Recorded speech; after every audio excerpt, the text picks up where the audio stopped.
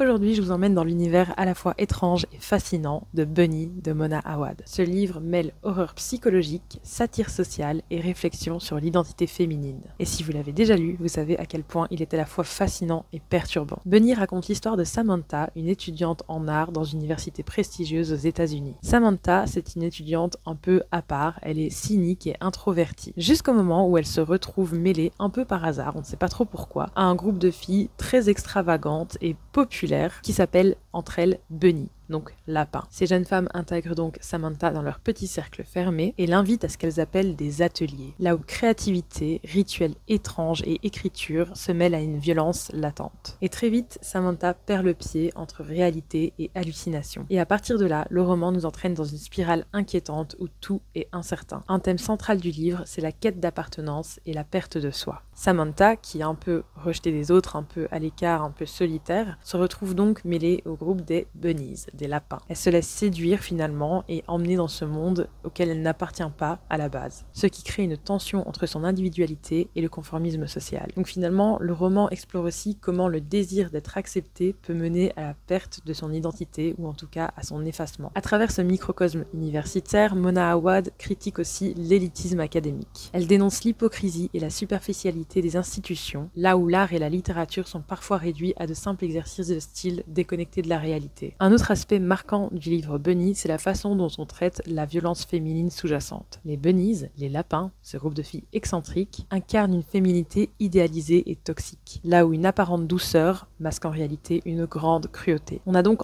contraste entre mignonnerie apparente et violence latente qui crée un décalage assez marquant. Ce qui est propre au genre que certains appellent femme-gore. Le style de Mona Awad, il est à la fois poétique et dérangeant. Elle utilise des éléments de réalisme magique et de satire pour déconstruire les codes du milieu universitaire et de la littérature féminine. On a un récit qui alterne les dialogues absurdes, les scènes surréalistes et des références qui brouillent les frontières entre réalité et fiction, ce qui crée une atmosphère oppressante et fascinante à la fois. Au cours de la lecture de ce livre, je me suis demandé plusieurs fois, est-ce qu'on est dans la réalité de ce qui se passe dans le livre ou est-ce qu'on est dans des hallucinations? C'était parfois très difficile à distinguer. Lapin, c'est un roman qui regorge de symbolisme. En fait, le groupe de filles, les lapins, les bunnies, elles représentent l'illusion de la perfection féminine et la pression sociale exercée sur les femmes pour qu'elles incarnent un idéal inatteignable. Dans le livre, si vous l'avez déjà lu, sinon attention spoil, mais dans le livre on parle d'hommes lapins parce que si vous avez effectivement lu le livre, vous savez que ce groupe de filles, lors des ateliers, elles ont à cœur de créer